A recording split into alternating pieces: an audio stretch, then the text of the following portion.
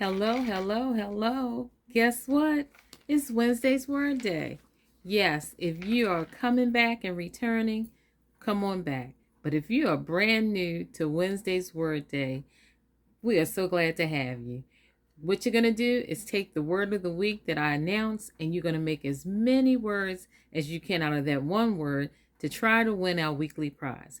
I am so excited to give a warm, rousing welcome to some of our players. We've had Keena F. that's been playing all along, and she's been joined by Rob and I. And last week, first-time player Angela M. shut it down with 40 words. Oh, I was flabbergasted. It was so exciting.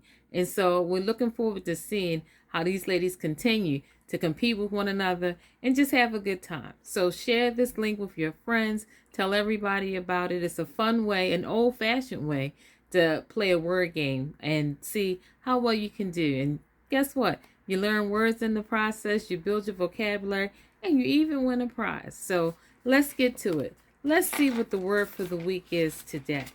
Well, our word this week is compass, and that's COMPASS. It's a noun in singular form, and it means the power of the voice to express notes of music. And let's see the sentence that the bard put it in. You would sound me from my lowest note to the top of my compass. And that's from Hamlet. So I can't wait to see the words you make out of compass. COMPASS.